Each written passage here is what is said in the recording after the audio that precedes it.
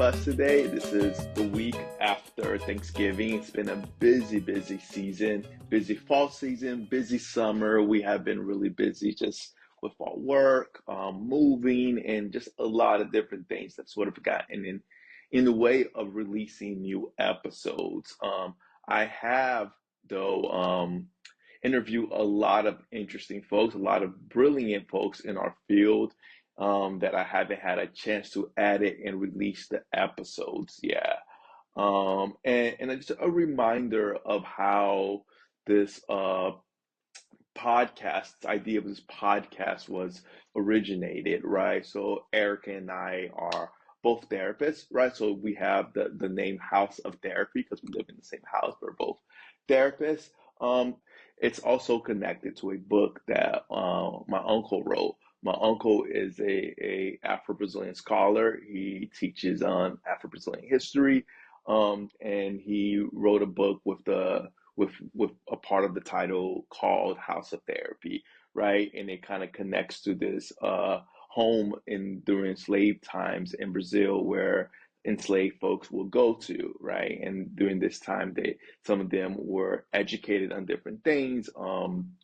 And some of them had also different healing practices that they used to use, and this was a space that they kind of had for themselves and grow and learn and all the different things that was happening until some very problematic eugenics views from the U.S. Was brought down to Brazil, who was still enslaved, right? So they're like, no, you guys cannot teach enslaved folks how to be doctors or have these healing practices or this and this and that, right? The book was written with that focus that there was a time during slavery in Brazil where enslaved folks were getting education on how to be doctors, how to provide different healing, different therapeutic healings, right? And eventually that was removed from them, right? So to kind of know that also that was deep in our culture as well before it was removed. So that's where the name also comes from, right? Name House of Therapy. So that's a little bit of background of why we have this name. And with even that idea in mind, so I will expand the podcast to interview different folks from different fields with different views on and different healing methods per se, right? And also folks with a lot of insight to our world and social issues as well. This episode in particular, I interview Dr. Pavna Sodhi.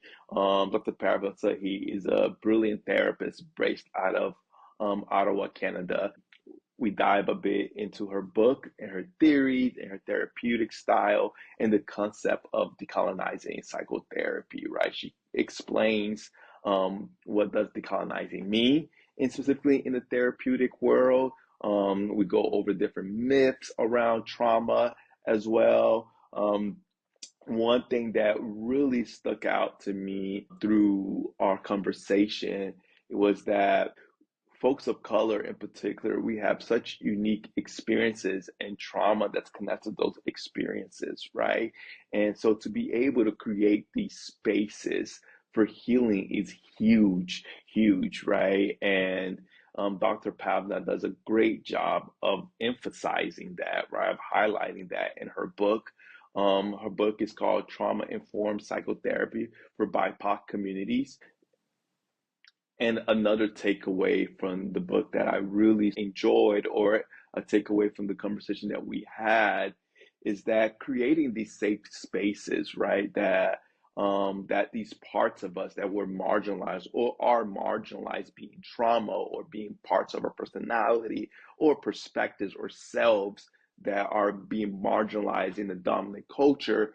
In psychotherapy, we get to sort of create space for those parts of us, right? And how healing that can be to sort of letting those parts surface in the therapeutic room and highlighting those parts, and also knowing how it's layered, right? Sometimes there's like cycles and there's intergenerational stuff that's connected to those parts of us, right? So she does a brilliant job of highlighting that and how to work with that, right? She goes over techniques of how to work with that. She has a lot of skills also, how the folks, how therapists can work with it as well. I hope you guys enjoy the episode. So I'm gonna say a little bit more about Dr. Pavna, and then we'll go into the episode.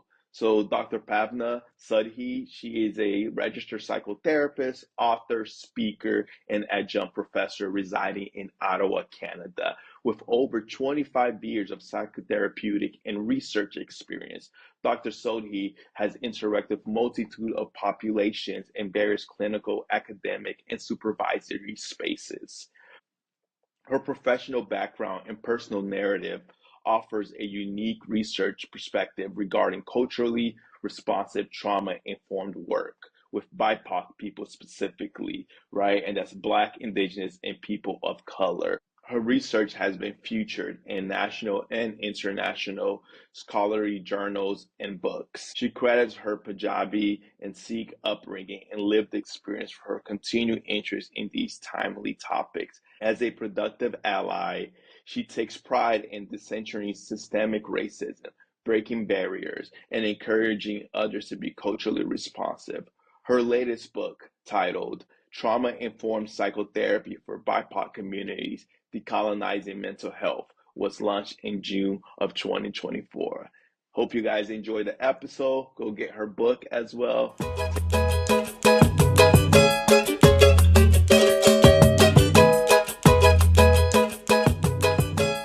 Hello, so I'm your host, Sasna Lima, and today I'm with Dr. Pavna Sodhi. Pavna, how are you doing today? I'm well. Thanks for having me here. Yeah, for sure. So tell us a little bit about yourself, and we'll get a little bit into your book. Okay.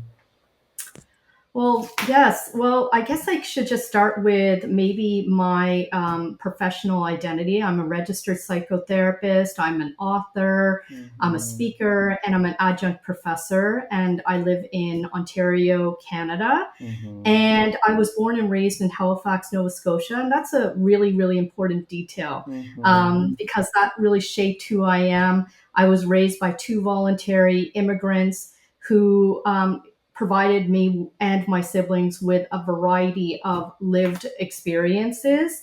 I have provided psychotherapy and I've conducted research for over 25 years, and I've been Mm-hmm. teaching for over a decade. So that's really just me in a nutshell.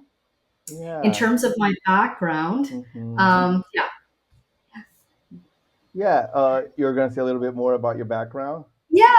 sorry. Yeah. Yeah, so in terms of my background, it was very multifaceted. I have to say, just being brought up by two immigrants, the travel experiences, my lived experiences around racism. I experienced so many different types of racism growing up, whether it was internalized racism, whether it was Mm-hmm. everyday racism, Mm-hmm. like microaggressions, or Mm-hmm. being othered, or even the model minority myth. All of those things kind of came to fruition in my life. And I think that's what really led me to this field. And more so around identity formation, because that's what I focused on first in graduate school, Mm-hmm. was research on identity formation and ethnic identity formation and bicultural identity formation, because that's what I was trying to figure out at the time, Mm-hmm. with all the different life milestones. And then as I progressed and I started to interact with my students more and my clients more, I realized that there are therapeutic models out there and that were just not suited to BIPOC or immigrant populations. Mm-hmm. So that's what really kind of led me to broaden my research scope Yeah. and And include more decolonial approaches. Yeah. yeah, can you say a little bit more about like I guess even I guess I might use this as a bridge to even talk about your book, right? Trauma informed Yeah. psychotherapy for BIPOC communities, right? What motivated you to write with? I guess what motivated you to sort of go into this work and also um, to write about, especially around like trauma in BIPOC communities. Yeah, so I mean, definitely that background was Mm-hmm. foundational. I wrote a book about 8 years ago, just detailing all my research around identity formation, around Mm-hmm. immigrants and sexual minorities. And I realized, I think, around 2020 that the language was starting to get a little outdated. Mm-hmm. So I approached my publisher and I asked them, I said, well, can I write a second edition, and can I, improve upon the language and make it more current, and also include some more trauma related information in the text? And they Mm-hmm. came back to me and they said, how about you just write a whole new book? Oh wow. And so I said, okay, I'll write a whole new book. And so this is what it came to. It Mm-hmm. became this. And I said, well, if I'm going to work with, you know, multicultural communities, why not use more current terminology? So I said, let me use the word BIPOC, so Black, Mm-hmm. Indigenous, People of Color, in my Mm-hmm. title. And what I did was draw from my conversations with friends and family and my clients and my students and my children and everybody. And I said, okay, what can I do to make this a very informative text? So there's a lot of people's voices in this Oh. book, and the input was wonderful. But I'd have to Mm-hmm. say that the main motivator was COVID. Mm-hmm. And that being said, with all the different movements that were happening, especially in the States, also in Canada, with everything that was happening in Canada with the Indigenous communities and them wanting to reclaim their rights, to then also recognizing that there is just so much racial tension and unresolved intergenerational oppression that needs to be dealt with. Mm-hmm. So that's really the main motivator was, I think, COVID, but everything else before that, including Rutledge asking me to write a new book, brought me to this point of um, of saying, okay, I'm going to create this text that has a lot of psychoeducation in it, but a lot of practical application and even a theoretical orientation specific for BIPOC to feel included and heal from. Yeah, Mm-hmm. And it's interesting, right? Because the pandemic, it's for a lot of us is a traumatic, a collective traumatic experience for a lot of absolutely. folks, right? And then also to notice like these unique traumatic experiences for specifically like folks of color, right? BIPOC folks. Mhm. How was that for you to even start like noticing that? I think it started more so just around um, recognizing it more in the media, but then Mm-hmm. also hearing about it in our neighborhoods with my children, because I talk a lot about all of these topics at home. So for them to bring it up as well, and being familiar with the terminology. So I noticed that, again, there was such a need to bring this to the forefront and to educate others about how wrong it is to treat somebody differently based on Mm-hmm. cultural, ethnic, or racial background, or any intersectional background, really. Mm-hmm. So those events and all the, of course, the police brutality, the gun violence, everything that was happening in Canada, the hate crimes that were happening in North America, Mm-hmm. all of it kind of left me a bit activated, to be honest. And Mm-hmm. that's a result of my experiences with trauma, my intergenerational trauma, and my the trauma I have experienced going back and forth to India as an adolescent during very turbulent times. And so there was something obviously unresolved within me too Yeah. that needed to be dealt with. So, for those who have read my book or will read my book, there's a lot of my personal narrative in this book, Mm-hmm. and really positioning myself as an author who has experienced different types of trauma. And I talk about my children as well, who've also Mm-hmm. experienced different types of trauma and have been on the receiving end of racism. So, Mm-hmm. it was really important to bring that all into this book to remind others that sometimes we don't know how to name these traumas. We Mm-hmm. just don't know at the time. But how can we become familiar with them and deal with them? Mm-hmm. Because either that or we pass them on to future generations, Yeah. or we have the opportunity to break them, right? So how do we break those intergenerational trauma cycles, right? But Yeah, we need to know what they are first. 100%. And I think it's very admirable of you to be able to sort of put yourself in front, right? A lot of therapists like to hide and not Yeah, reveal themselves, right? And we can talk about that in a different day, but like you of kind of put course. yourself in the center of it, right? And I think that the care, right? The care that folks need to have and support that folks need to have. You're like, hey, this is what the care that I need, my family needs, and everyone kind of deserves this care, right? Mhm. So how would you define trauma informed care? Oh my goodness. So it's multifaceted. It's Mm-hmm. multifaceted. But if I was to look at trauma informed care, the definition that I've provided in my book that I think really just resonates with my BIPOC clients is that it's a combination of inclusivity, equity, and intersectionality while Mm-hmm. simultaneously upholding physical and emotional safety, security, stability, and trust for individuals who've experienced trauma and are Mm-hmm. trying to achieve agency and recovery from events.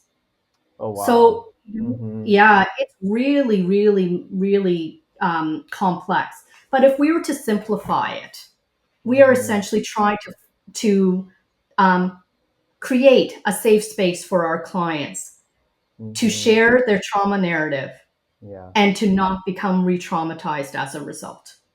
And Mm-hmm. we do it through different ways. So, some of the strategies that I use when I look at trauma informed care is to explore the different types of trauma.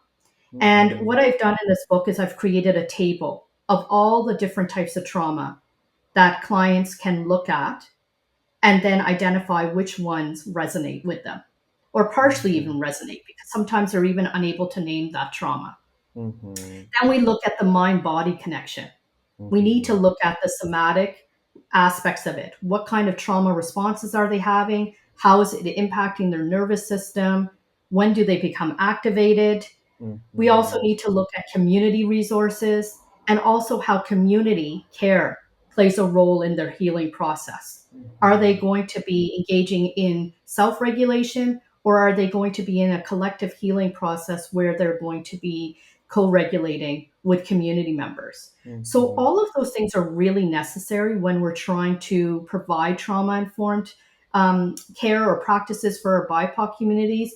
It's, it's it varies from client to client. So we have Mm-hmm. to be sure that we meet them where they're at, walk alongside them, and be active listeners because sometimes we can miss pieces of their narrative that are important in developing that trauma informed treatment plan for them. Mhm. Can I ask you a bit about the way that you classify the I guess different traumas in your book? Um, Yeah. Yeah. So how did I classify them and yeah. what, yeah, I can certainly share that with you. Um, So there are about I'd say 8 traumas, different types of traumas that I included in my list. And so colonial trauma, and these are ones specific to BIPOC.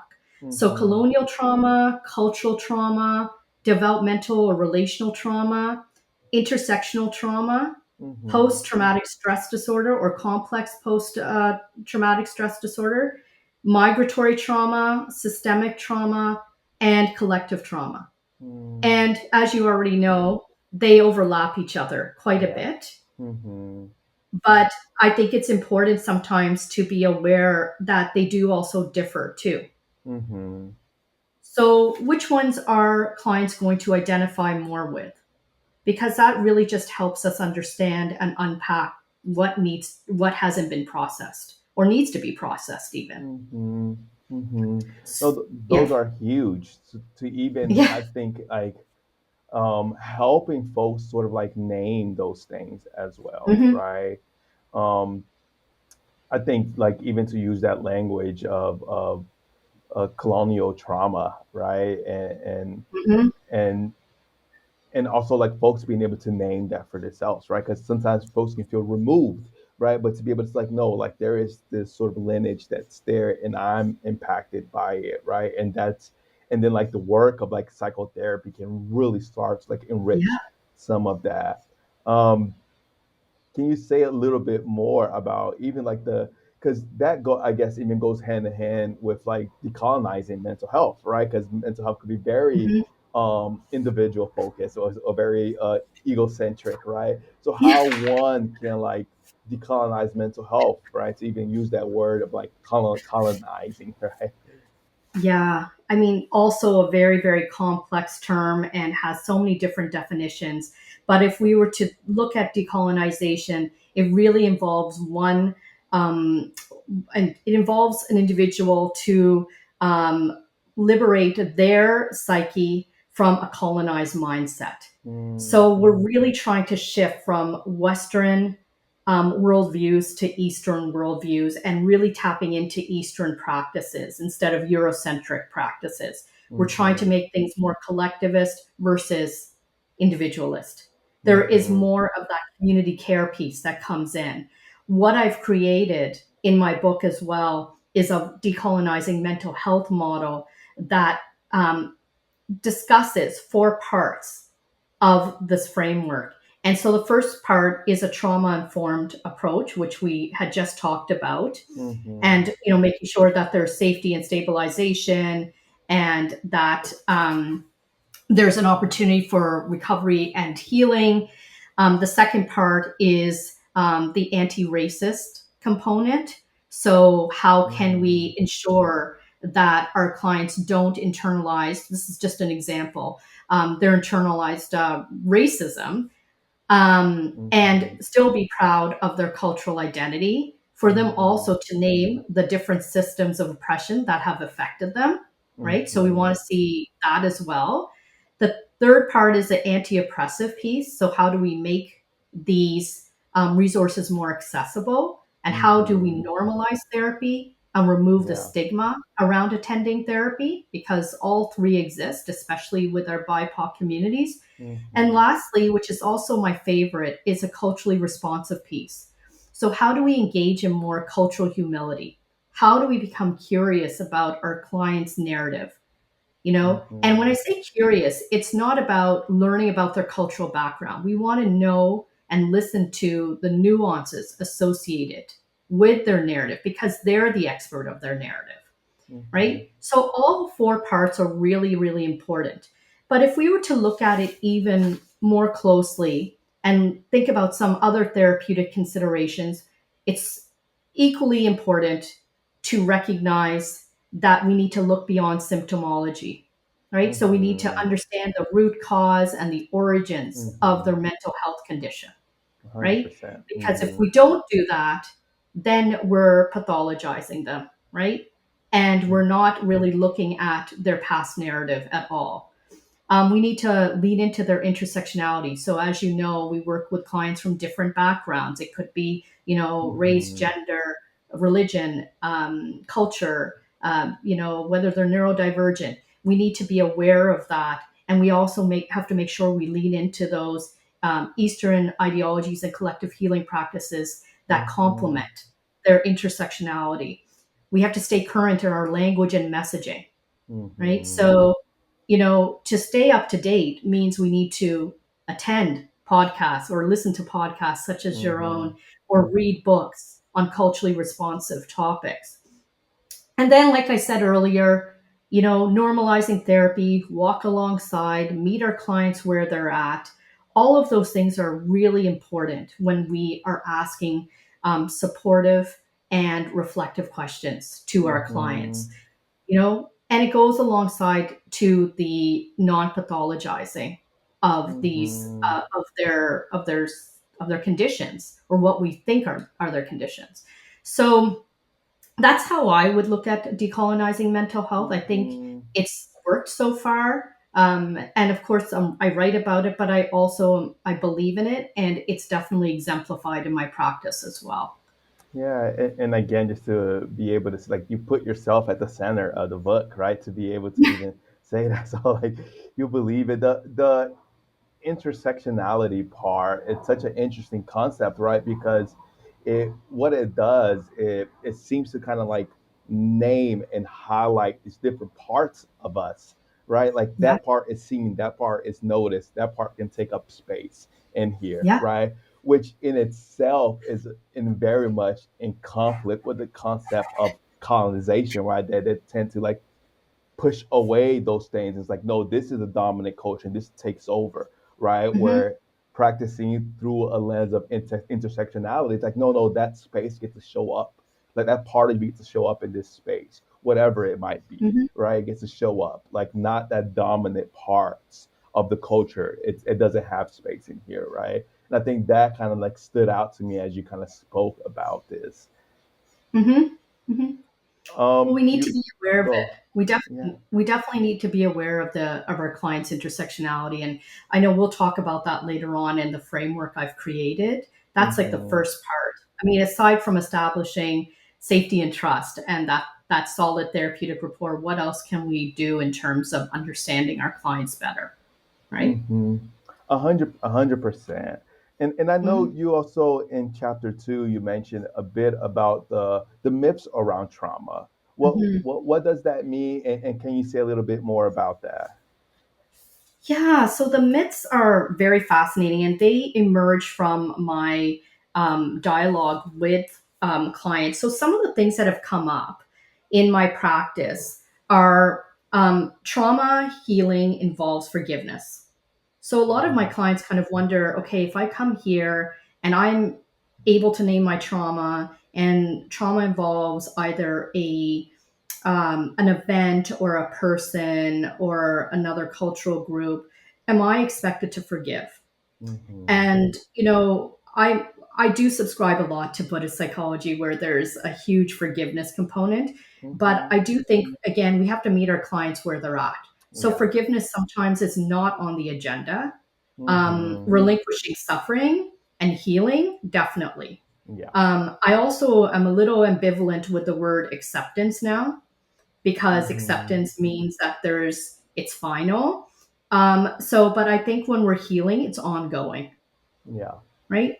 Versus acceptance feels like it's like, okay, you've accepted a situation, whether it's like the stages of grief or whatever else. Mm-hmm. Another myth that has come up is one can never heal from traumatic pain. So I have a Mm-hmm. lot of clients asking me that, will I ever feel the same again? Will I ever heal? Now, in my work with intergenerational trauma, we have to heal between the cycles. We have to do Mm-hmm. our work between the cycles. We're not only healing our current generation, we're healing the previous generation and future generations. Yeah. So, I think that too is something that it depends on an individual's intersectionality on that one as Mm-hmm. well. Ignoring the trauma will make it go away. Mm-hmm. So, denying it or engaging in spiritual bypassing, maybe normalizing it, saying that this was just part of my life and that's it, and not really understanding how it's impacting an individual in the way they interact with, um, family or friends or community, or how it represents somatically in their body. Mm-hmm. That's something I can really speak personally about because my parents both are survivors of the Mm-hmm. 1947 partition of India. Mm-hmm. And for the longest time, my mother wouldn't name the partition as a traumatic event. Oh wow. And it's just in recent years as we talk more about it and recognizing when we do talk about it how much it affects her on a somatic level and how Mm-hmm. she needs to stop because she is so activated that she is now starting to believe that okay, this was a traumatic event, to have to Mm-hmm. move countries, to have to witness violence, to hear stories about family dying, um, really has just now kind of come to the forefront, but it takes time. And so we also have to be patient with the process, I think. I was patient with her, obviously, for Yeah. 20 years. I've been wanting to know her Mm-hmm. narrative. Um, Mm-hmm. but I think with our clients, we have to be patient too, in terms Mm-hmm. of when they're going to share and how much they're going to share of their narrative at a time. Mm-hmm. And that's exactly what I'm just saying here. Um, around time and patience, help heal trauma related wounds. Well, it could. Trauma victims can never feel safe again. So also dependent on how traumatic the event was. Was it a big T trauma? Was it Mm-hmm. life altering and enormous and all encompassing? Was it a little T trauma where it's Mm-hmm. still, it's still life threatening, but more personalized? I mean, we have to kind of see where they're at. Yeah. And therapy does not help with trauma related presenting concerns. Also, those who are resistant towards therapy might feel that way. And Mm-hmm. lastly, which I think is something that, we're realizing more and more, is that only war survivors can experience post traumatic stress disorder. So that's not the case anymore. Yeah. Yeah. Right? No, yeah, 100%. It's, and I think again, like being able to validate the experience for folks is huge, right? And Yeah. being helping them name it is a huge part of it. Um, the you talked a little bit about like creating safety for them and having patience with your own mom as she was learning about her body and language and her history and understanding how she was impacted by it, right? Trauma care doesn't it's not an overnight thing No. right, especially when you're dealing with like generational worth of things that folks tend to hold, right? So it's not like an overnight process. You so can you talk a little bit about your therapeutic style and how it resonates with BIPOC folks? Yeah, I mean, that's a great question. It's really, really important to talk about that. I think it's really evolved over the years. It's really Mm-hmm. changed to cater more towards my clients. Again, implementing these decolonial practices, for sure. I think the first part, and this is something I talk a lot about um, with my students, is around creating that strong therapeutic alliance, as I mentioned earlier. And so Mm-hmm. that safety and trust needs to be there. And if it means we're engaging in rapport building and strengthening that relationship, then that's what it is. Mm-hmm. And so that's the first part. Um, I do make sure that I am there, actively listening to the client's narrative. I'm a big believer in narrative therapy. So, Mm-hmm. narrative therapy, as you already know, the co construction of their narrative, Mm-hmm. including psychoed, could be talking about the different types of trauma, the different types of racism, how it's Mm-hmm. impacted them. It could be about trauma in the brain or polyvagal strategies. So, Mm-hmm. all those things are kind of embedded in our dialogue around their narrative. So, the co construction, and then we look at the deconstruction and what is causing them the pain and suffering, Mm-hmm. and then externalizing that. And it could be also core beliefs from their past. It really just depends. To then reauthoring and re-narrating. What would their Mm-hmm. life look like without that? So I do that.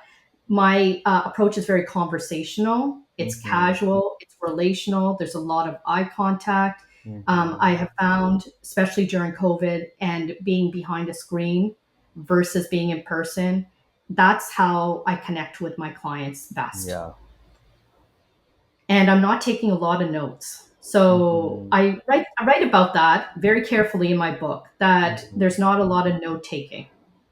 They're Mm-hmm. global statements that capture the essence of Mm-hmm. what is being discussed. But Mm-hmm. all of the criteria are still there, in terms of what our college asks us to do. I ensure that there's continuity of care and that there's shared language and collaborative dialogue. So all of that is really, really important. But some of Mm-hmm. the approaches I use, as I mentioned, I draw from polyvagal. I look at trauma responses. I have now developed my own theoretical orientation, so I draw from that as well. Mm-hmm. But I am open to other approaches, but I've had to make it more culturally responsive, right? So, Mm-hmm. how are some of these approaches going to be more effective for my clients? Yeah. Mm-hmm. So that's essentially my therapeutic approach. And so far, it's been great. I feel like clients feel heard, their voices are amplified in the therapeutic space. and that they are gaining something from the therapeutic experience. Yeah, and I know you touched upon your own approach, right? Your own theory, and you have like Yeah. developed the IHT model. Can you say a little bit more about that? Yeah, I'd love to share more about it. So it's 5 parts, and it starts with exploring intersectionality. And then the Mm-hmm. second part is recognizing encounters with systemic oppression. The third part is processing unresolved trauma. Mm-hmm. The fourth part is relinquishing suffering. And the fifth part is applying Eastern healing practices. Mm-hmm. So, my assumption is that a lot of practitioners already use these terminologies and explore, those Mm-hmm. decolonial practitioners use these terminologies. But what I did was just create a model that could be used in a linear fashion or non-linear fashion. Again, it's all Mm-hmm. about meeting our client where they're at. So if they're ready to talk about intersectionality, we talk about all the social identities or social vectors embedded in their social identity.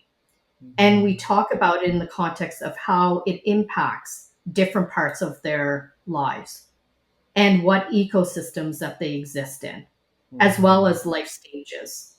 Mm-hmm. So that is the first part. The second part is to look at the systemic oppression that the client has experienced Mm-hmm. with regards to their intersectionality. So that Okay. interplay between the two is very, very important. Mm-hmm. And I also do some psychoeducation there as well, Mm-hmm. similar to the list of traumas that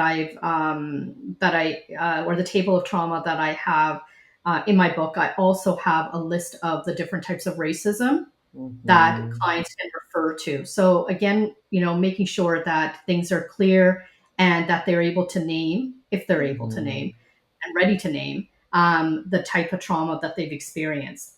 After that, we look at the overlap between systemic oppression and unresolved uh, trauma that has not been processed. And it's Mm-hmm. at that time we can also bring up this table again Yeah. of all the different traumas and see how that's relevant.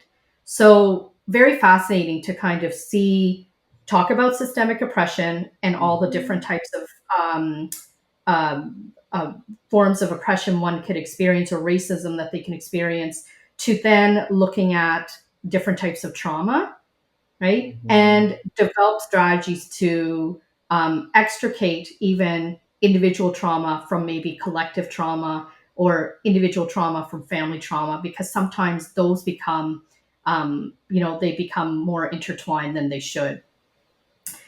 With the relinquishing suffering, there's exploration around anger and sadness. We look at grief, and Mm-hmm. I introduce continued bonds theory. So looking at things that can help commemorate and Mm-hmm. help with the healing process versus just accepting it, Mm-hmm. and cultural bereavement strategies.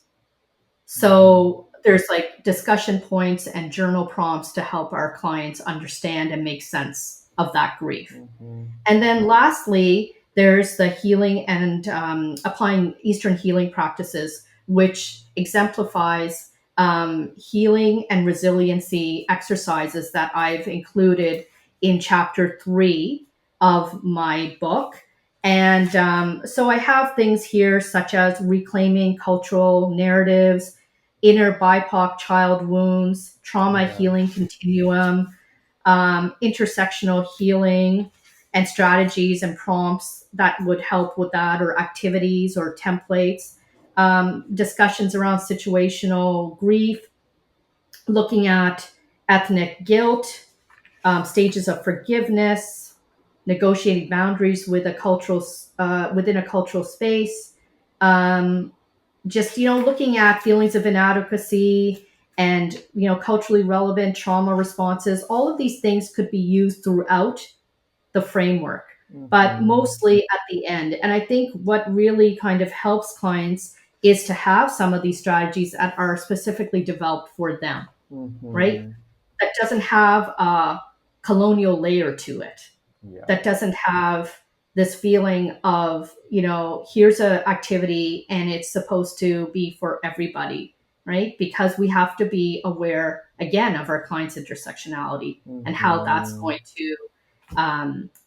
going to impact their Mm-hmm. perception of therapy or even wanting to stay in therapy, right? Mm-hmm. Can I ask you for an example of it? Like an example Of of the technique of a technique that you have used in the past, or Yeah, most definitely. So I think one of my favorite ones, and this is the one that I usually talk about with my within my like presentations, is again that separating individual and family trauma framework.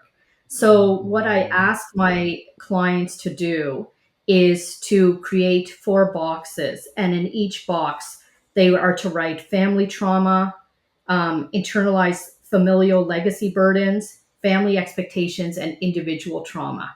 Oh wow. And from Mm-hmm. there, they are to write down what it is that is relevant to family in terms of the trauma and what's relevant to them.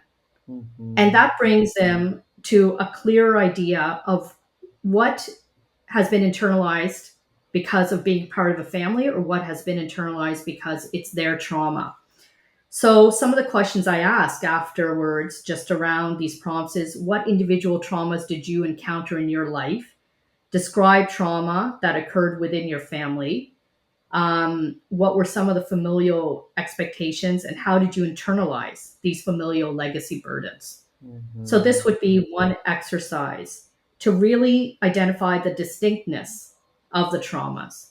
And it also helps kind of externalize some of those core beliefs around shame and guilt, too, because I think sometimes we take it on. Um, Mm-hmm. I think about my parents and I go back to my parents and their intergenerational trauma and what they witnessed. And that is family. That's part of our family. That's my family lineage. It's on both sides. Both of my parents Yeah. are South Asian, so they experienced it. But how much of that was my trauma versus Mm-hmm. their trauma? Yeah. It's intergenerational, but how much am I supposed to internalize, Yeah. right? And how Mm-hmm. much am I supposed to let go of? Or am I supposed to be part of that collective process? So Mm-hmm. these are really engaging and interesting conversations that Yeah. I talk about with my clients, right? Mm-hmm. But that's one of my favorite ones for sure. Yeah, Yeah, and I mean that's beautifully written, and I think it goes back because sort of this work of like the uniqueness of the person that's in that space, right? yeah, And from what also it sounds like the patience that you have, like the patient that you have of like we're gonna sit and we're gonna process this. This is like it's worth the time, right? Um, and, absolutely. and that's huge, huge. Uh, I, your book sounds amazing, Pavna. Anything else that you want to share about it, or also can you let folks know where they can find your work and some of your writing and in general when it I think, and thank you so much just for, first of all, for being here and for talking about it and for sharing, I'd say, probably the most important information from the book. hmm So I feel like I don't have anything to add to that except that it's really a must read. And yeah um, I think every therapist should access it and have it on their hmm bookshelf or on in their Kindle or wherever they choose to read it. But I hmm do think the tangible, like the book format, just allows for more. I also want to share that I am creating a workbook now, a companion workbook for those oh clients who good are attending therapy. oh great And yeah, and for those who are just not ready to attend therapy. So hmm there's going to be something there for those who can still engage in therapeutic work hmm until they're ready to attend therapy and process what has hmm happened in their lives with regards to trauma or even any kind of systemic oppression. hmm In terms of purchasing this book, it's available on Amazon, so hmm worldwide, and then hmm also through Routledge, who's the hmm publisher. You yeah could access it there, and they often have like discounts and promotions going on. So that's the American Routledge site. But yeah, it's in my opinion, like the more I talk about it and the more I think about it, I'm just glad that there's finally a book out there that Mhm. discusses these topics. It's Yeah. huge, right? And I think some graduate school and a lot of graduate school, I would say, they kind of just go over this topic in just like a page in a book at times, right? And to have this, Yeah. even for a lot of folks who are training to be therapists, right? I mean, and therapists who've been in the field forever as well, right? But to Yeah. get it also in graduate programs and folks who, right? Because I think students and people who are being trained and they're seeing a lot of different folks from a lot of different backgrounds, right? For them to be have real sensitivity to what's going on, right? So I think that's a huge important topic. Um, Thank you so much for your time and sharing your work with us, Pavna. Thank you. Well, thank you for today. I so appreciate being here and being able to just have this conversation with you. I think Mhm. we need to have more. That's what it is, right? 100%. Yeah, Yeah. thank you.